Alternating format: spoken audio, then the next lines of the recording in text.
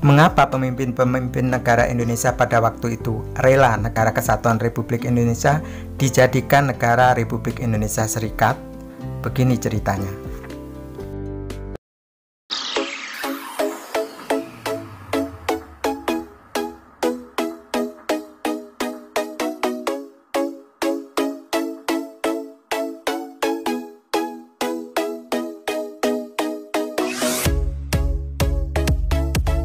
Halo Sobat YouTube, Assalamualaikum warahmatullahi wabarakatuh. Bagaimana kabar Sobat YouTube semua? Semoga dalam keadaan sehat walafiat.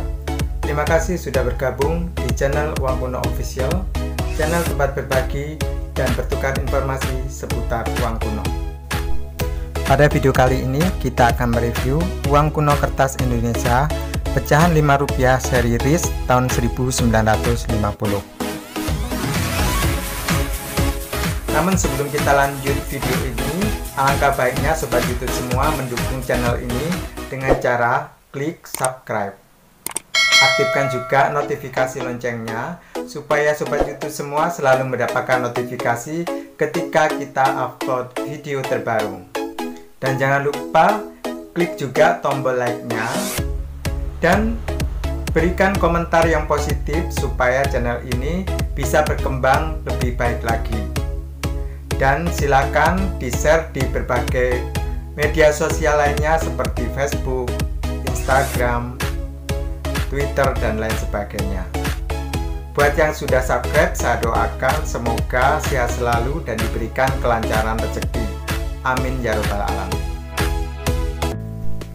Tahukah Sobat YouTube jika Indonesia pernah menjadi Negara Republik Indonesia Serikat atau disingkat RIS?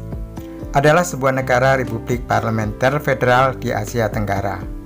Tujuan dibentuknya RIS untuk mempersiapkan Indonesia menjadi negara federal dengan kekuasaan tertinggi dipegang oleh Kerajaan Belanda. Loh, kok bisa? Bukankah Indonesia sudah merdeka? Dan mengapa pemimpin-pemimpin Indonesia pada waktu itu mau menerima negara Indonesia menjadi negara RIS? Begini ceritanya. Setelah Indonesia berhasil memproklamirkan kemerdekaan Indonesia pada tanggal 17 Agustus tahun 1945, rupanya Belanda masih berusaha menguasai Indonesia. Pada tanggal 21 Juli tahun 1947, Belanda melakukan agresi militer pertama. Belanda berhasil menguasai beberapa wilayah di Jawa dan Sumatera.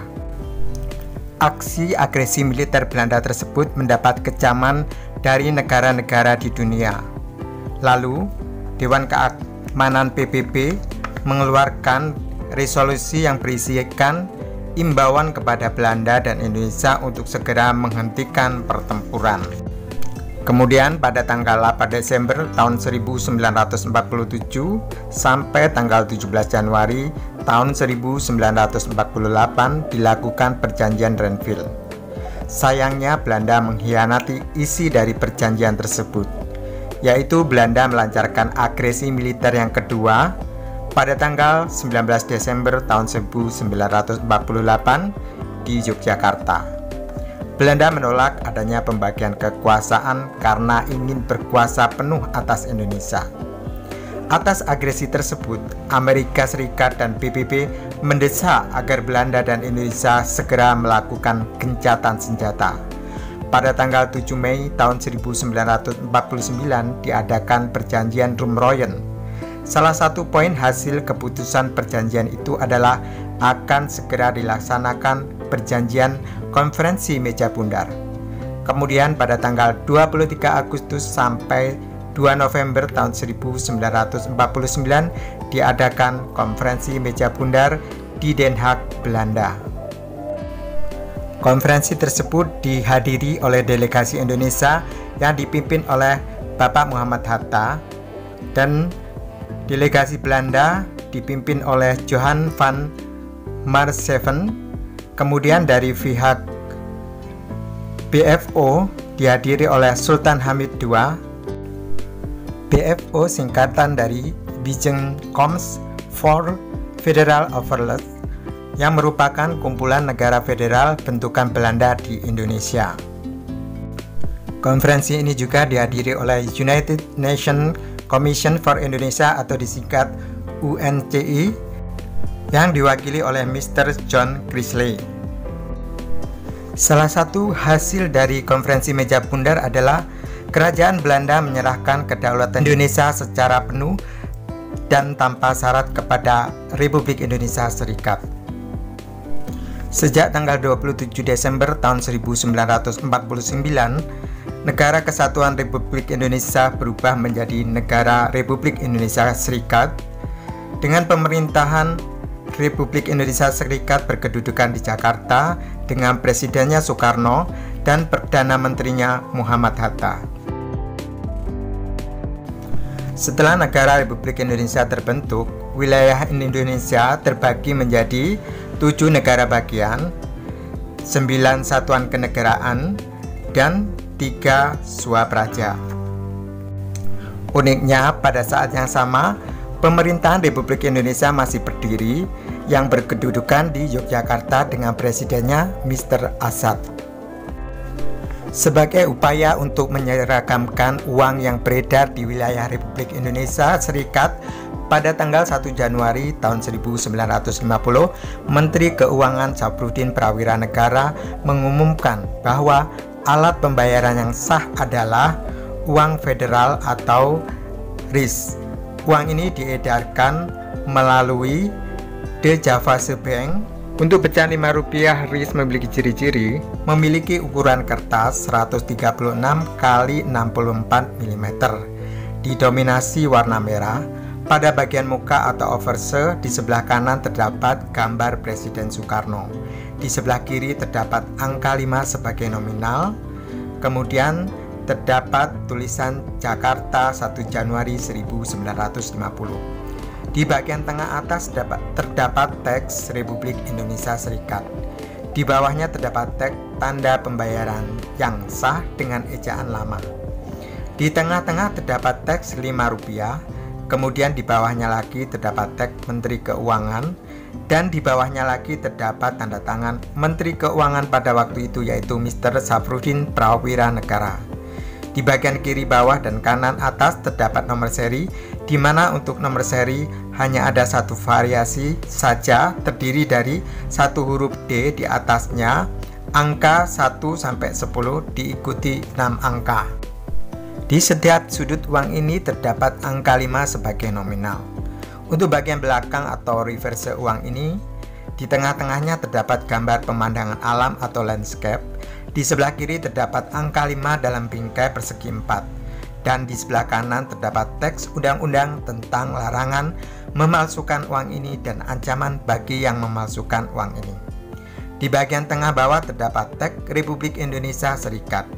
Di bagian margin bawah di tengah-tengah terdapat mikroteks keterangan perusahaan yang mencetak uang ini, yaitu Thomas Delaru and Company Ltd yang berpusat di kota London, Inggris. Sama halnya dengan di bagian depan, di bagian belakang uang ini di setiap sudut terdapat angka 5 sebagai nominal.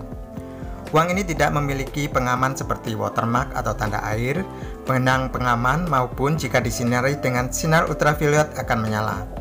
Akan tetapi pengamannya hanya cetak ukir atau engraver. Diperkirakan jumlah cetak uang pecahan Rp5 ini lebih sedikit jika dibandingkan dengan uang pecahan Rp10, sehingga harganya pun lebih mahal dibandingkan dengan uang pecahan Rp10 seri RIS. Meskipun pada uang ini tertera tanggal 1 Januari tahun 1950, namun pemerintah Indonesia baru membuka penukaran uang ini pada tanggal 23 Maret tahun 1950, di mana uang ori dan orida ditukar dengan uang RIS. Penukaran ini berlangsung hingga tanggal 21 Juni tahun 1950, dan setiap orang hanya boleh menukar sebesar Rp50. Pembentukan negara RIS ini ditentang oleh tokoh-tokoh dan sebagian besar rakyat Indonesia. Mereka menyadari bahwa pembentukan negara RIS ini adalah upaya Belanda untuk memecah belah negara Indonesia dan juga upaya Belanda agar tetap mempunyai pengaruhnya di Nusantara. Salah satu tokoh yang menentang dibentuknya negara RIS adalah Muhammad Nasir. Dalam sidang paripurna parlementer RIS, beliau menyampaikan pidato yang dikenal dengan Mosi Integral Nasir. Desakan untuk kembali ke bentuk kesatuan terjadi di negara-negara bagian RIS, satu persatu membubarkan diri dan bergabung dengan Republik Indonesia. Puncaknya pada tanggal 17 Agustus tahun 1950, Presiden Soekarno membubarkan RIS dan kembali menjadi Negara Kesatuan Republik Indonesia atau NKRI. Sejak dibubarkannya negara RIS, berakhir pula peredaran uang RIS. Artinya, peredaran uang ini sangat singkat sekali. Jika kita hitung mulai dibukanya penukaran uang ori yaitu tanggal 23 Maret tahun 1950 hingga dibubarkannya negara RIS pada tanggal 17 Agustus tahun 1950.